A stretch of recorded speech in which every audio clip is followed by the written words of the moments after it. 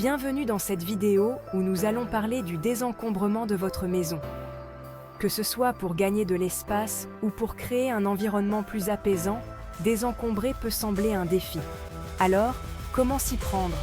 Suivez ces étapes simples pour transformer votre maison. Prendre des décisions. Quelle que soit la pièce que vous choisissiez de débarrasser, le plus grand obstacle est toujours de décider de ce qu'il faut garder. Prenez les décisions difficiles, mais nécessaires, au fur et à mesure que vous parcourez votre espace et rappelez-vous que le désencombrement ne signifie pas forcément tout jeter. Le désencombrement consiste également à organiser efficacement ce que vous gardez. Être réaliste. Dans l'effervescence du grand ménage, il peut être tentant de jeter tout ce que l'on touche. Ne vous emballez pas trop vite et soyez réaliste quant à ce que vous pouvez raisonnablement gérer. Si vous vous épuisez, la liste que vous avez dressée restera inachevée. Impliquer son partenaire et ses enfants. Qui a dit que vous deviez faire le ménage seul? Le fait d'avoir une autre paire d'yeux sur un espace de vie aide à prendre du recul sur ce qui peut être éliminé. En outre, vous pouvez, et devriez, demander à votre partenaire ou à vos enfants de vous aider afin qu'ils apprennent eux aussi la valeur du désencombrement. Trier ses vêtements. C'est bien connu, nous avons tous trop de vêtements. Oui, vous aussi. Voici donc le moment idéal pour fouiller dans votre armoire et pour décider de ce que vous voulez garder et de ce que vous pouvez donner. D'ailleurs, avez-vous vu ces baskets toutes usées? Utilisez un système de rotation. Le système de rotation est un excellent moyen de limiter l'encombrement. À chaque changement de saison, remplacez les vêtements d'hiver par ceux d'été et vice-versa. Il en va de même pour les objets de décoration ou les équipements sportifs. N'hésitez pas à utiliser des housses de rangement sous vide pour cette étape.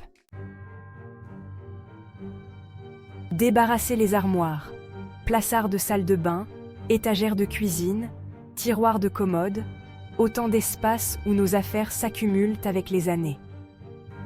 Les armoires sont d'ailleurs le suspect numéro 1 en matière de désordre dans la maison.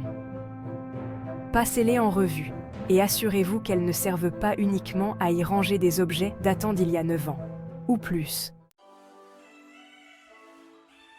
Utilisez des solutions de rangement.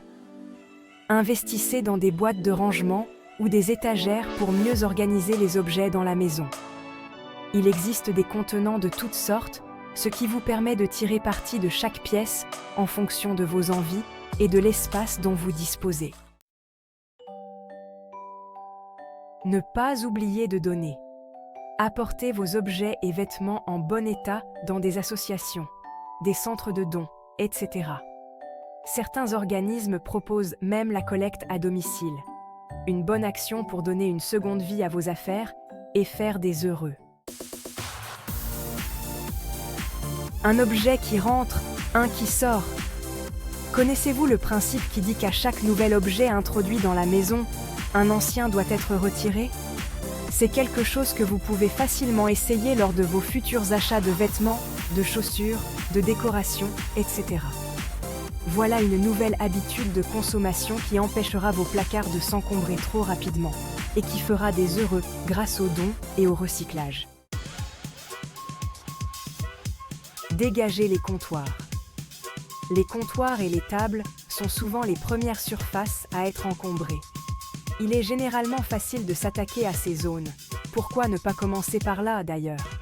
Car la plupart des objets peuvent être jetés, papier, reçu ou emballage vide par exemple. Trier le courrier. Il y a ceux qui recyclent immédiatement le courrier et ceux qui le laissent traîner. Si vous êtes dans cette deuxième catégorie, il est temps de trier tout le courrier qui s'est accumulé et de prendre de nouvelles habitudes pour ne plus laisser les lettres s'amonceler dans le futur. Passez ces livres au crible. Avouez-le, il y a au moins un livre que vous n'avez jamais ouvert et que vous n'ouvrirez jamais. Ne vous inquiétez pas, c'est aussi notre cas. Faites le tour de vos étagères et déterminez honnêtement ceux que vous aimeriez garder et ceux qui pourraient être donnés. Allez jusqu'au bout. Dès que vous avez rassemblé toutes les choses à jeter, assurez-vous de le faire. Une fois le désencombrement terminé, un piège courant consiste à laisser traîner dans un coin les affaires destinées à être jetées. Sortez immédiatement ce qui doit aller au recyclage et aux ordures, et n'attendez pas pour contacter le centre de dons le plus proche de chez vous. S'occuper aussi de son environnement numérique. Le désencombrement ne concerne pas seulement votre espace de vie. Il peut aussi s'appliquer à vos appareils. Faites un nettoyage numérique de votre téléphone et de votre ordinateur en supprimant des applications inutilisées ou en transférant toutes vos photos sur une clé USB ou sur le nuage. Adoptez une routine. Le désencombrement ne doit pas uniquement être une activité annuelle. Une bonne façon de désencombrer est de pratiquer le placement conscient tous les jours. Ne remettez pas à plus tard la mise au rebut d'un objet et n'achetez que des articles dont vous avez réellement besoin. Pratiquez le minimalisme.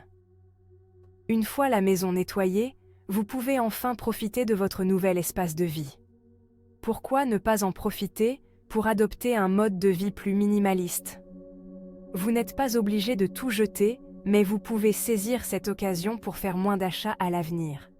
Votre portefeuille vous remerciera également. Acceptez les imperfections. Même si votre maison n'est pas parfaite, ce n'est pas grave. Vous n'êtes pas censé impressionner qui que ce soit. L'essentiel est que vous vous sentiez bien chez vous. Quand bien même votre salon ne ferait pas la couverture d'un magazine, félicitez-vous. Vous pouvez être fier d'avoir désencombré votre maison. Merci d'avoir regardé cette vidéo. Si vous avez trouvé ces conseils utiles, n'oubliez pas de liker et de vous abonner pour plus de conseils sur l'organisation et le désencombrement. À bientôt!